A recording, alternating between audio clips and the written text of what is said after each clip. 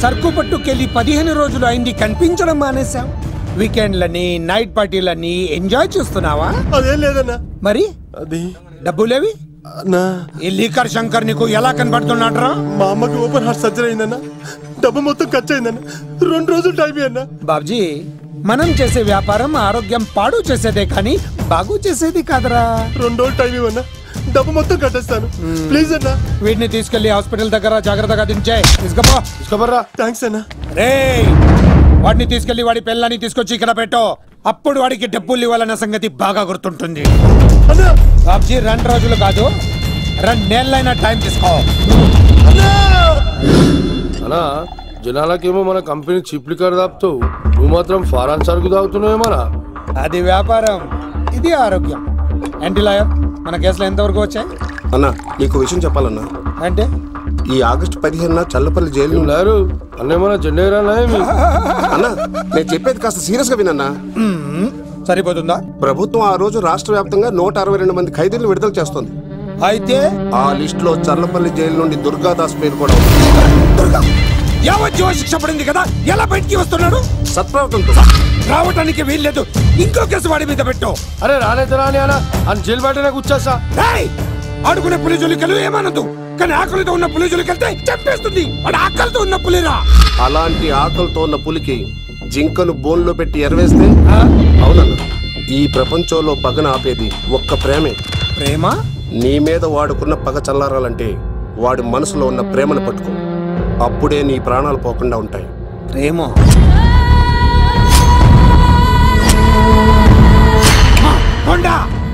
ఆ దుర్గాదాస్ గాడి బిడ్డ ఎక్కడున్నా వెతుకో. వాడు బయటకు వచ్చేలోపు ప్రాణాలతో పట్టుకో. ఒకసారి వాడి చేతుల్లో చావుని దగ్గరగా చూసి వచ్చానురా. ఈసారి వస్తే వాడు చంపేస్తాడు. వెళ్ళి పట్టుకో. ఎవరా?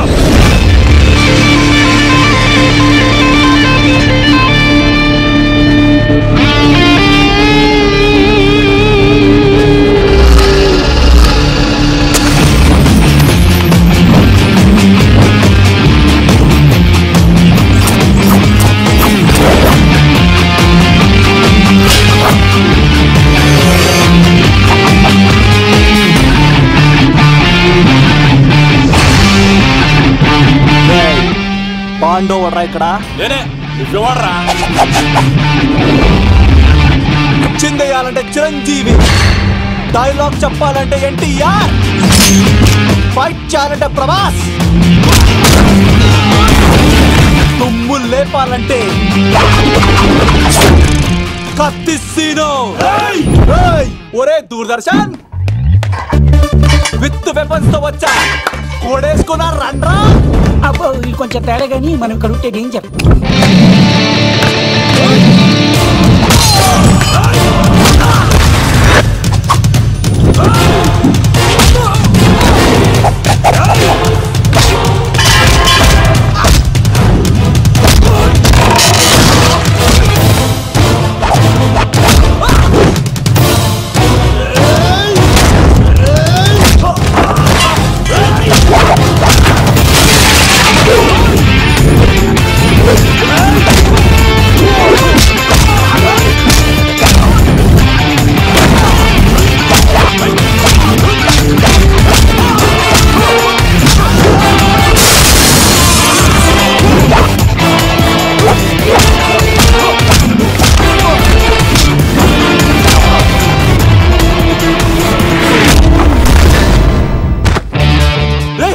ఎందుకు కొడుతున్నావు మమ్మల్ని?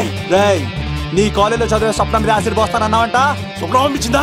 మీరు ఇలా అమ్మాయిల మీద యాసిడ్లు పోస్తూ, కత్తులతో నరికేస్తూ, గొంతులు కోసేస్తా ఉంటే అమ్మాయిలందరూ ఎలా రోడ్ల మీదకి వచ్చేది? మీ వల్ల అందమైన అమ్మాయిలందరూ మొహానికి గుడ్డలు కట్టుకొని అమ్మా బాబులతో తిరుగుతూ ఉంటే మేమందరం ఎలారా బీటేసుకునేది? పిచ్చెక్కిపోతుందిరా యూత్ అంతా. ఎవరో తెలుసా? అన్న దాదా, నా ఎమ్మెల్యే, తాత మంత్రి అని కంత్రి డైలాగ్ లేస్తే ఇంకో 4 ఎక్స్ట్రా పడిపోతాయి.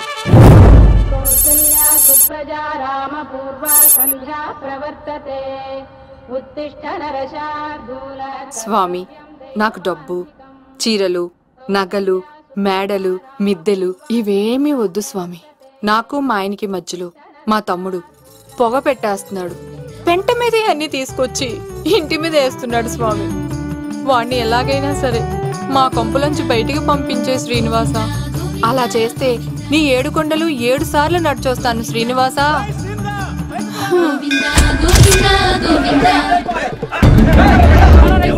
ఏమైంది అన్నయ్య గారు? బాగుందమ్మా, నువ్వు అన్నయ్య అని పిలుస్తున్నావు, నీ తమ్ముడు నన్ను మామయ్య అని పిలుస్తున్నాడు. ఏ వరుస కన్ఫర్మ్ చేసుకోమంటావమ్మా? క్షమించండి అన్నయ్య గారు. క్షమించడాలు మన్నించడాలు లేవమ్మా, బయటకు రమ్మన్నా విధవని.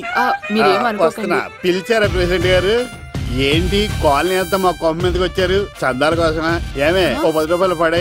ఏమండి శిలాపలకం మీద నా పేరు కూడా చెక్కించండి, గ్యాప్ ఉంటే మా బామ్మర్ది పేరు కూడా చెక్కించండి. మేము వచ్చింది చందాలకు కాదురా, నీ బామ్మర్దిని చంపడానికి.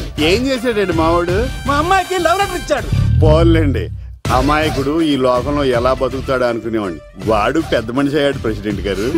వాడు అమ్మాయికుడు ఏంట్రా? ఎవడైనా లవ్ లెటర్ అమ్మాయికి రాస్తాడు, వాడు నాకు రాశాడు. మీకు రాశాడా? లేటుగా కన్నా అందమైన కూతుర్ని కన్నావు, ఈ లెటర్ మీ అమ్మాయికి మామయ్య అని నాకు ఇచ్చాడు. మా వాడు తేడా అండి. ముందాన్ని పిలవరా బయటికి. అది కదా అన్నయ్య గారు. ఉండే నా వరుసే కన్ఫర్మ్ చేసుకోండి. ఆ అమ్మాయి అదృష్టవంతురాలు, వీధిలోనే మంచి సంబంధం దొరికింది. వచ్చే నెల కళ్యాణమస్తు కార్యక్రమంలో కొండ మీద పెళ్లి చేద్దాం. నువ్వు బావవా బ్రోకర్వా? అరే నీ బామ్మర్ది ముఖానికి ఒక లబట్రా. నా బామ్మర్దిని అంత మాట అంటారా? నా పెళ్ళనన్న పర్లేదు కానీ నా చేతులు తెచ్చు.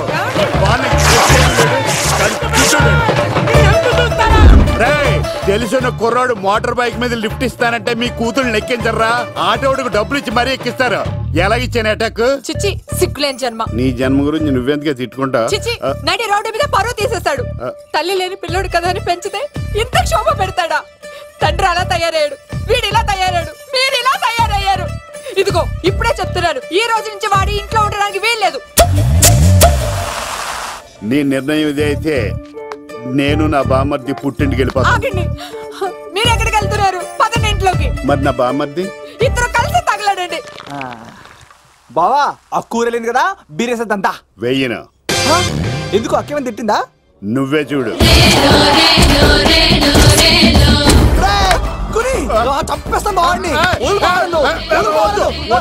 నువ్వు జైలుకి వెళ్తే బతకలేను. ఫోన్లే మర్యాద కూడా లెటర్ అడిగిస్తే ఆడు కూతురికి ఇవ్వకుండా ఇంటి మీదకి వస్తాడా? చచ్చిపోయాడు. అంటే ఈ వావరక్షణ అంతా నా గురించి కాదా? చంపేస్తాను. వద్దు వద్దు, ఆడికన్నా ముందు నన్ను చంపరా. బావా వాడు ఏమన్నాడు తెలుసా? అయినా నేను బాధపడలేదు. ఓ లవ్ అన్నాడు, నా పరువు మొత్తం పోయింది. మరి ఇప్పుడు ఏం చేద్దాం? బామ్మర్ది, ఈ బావ కోసం చిన్న పని చేస్తావా? చెప్పు బావా, ఏం చేయమంటావు? వాడి కూతురి కంటే అందగత్తెని నువ్వు ప్రేమించి పెళ్లి చేసుకుని తీసుకురావాలి. ఎక్కడైతే నా పరువు పోయిందో, ఏ కాలనీ వాళ్ళ దగ్గర నన్ను నా బామ్మర్దిని చీకొట్టాడో, అదే కాలనీలో ఆ ప్రెసిడెంట్ గారి ముందు నేను కాళ్ళు రగరేసుకుని తిరగాలి. అప్పుడు దాకా నేను కాళ్ళున్న చొక్కాలు వేసుకోవాలి. ఎంత రిస్క్ అయినా సరే ముంబై వెళ్ళి దేవ్ కూతుర్ని ప్రేమించి పెళ్లి చేసుకుని తీసుకురా. తెలిస్తే బొక్క మీద అంటాడు. నీ బాటిలికి బుర్ర మీద కొట్టానంటే బొక్కడిపోద్ది తప్పడ మొక్కనాయలా. చెప్పా మర్ది, నువ్వు నా కోసం చేస్తావా చేయవా? నా బావ కళలో ఆనందం చూడడానికి ఈ బామ్మది ఏమైనా చేస్తా.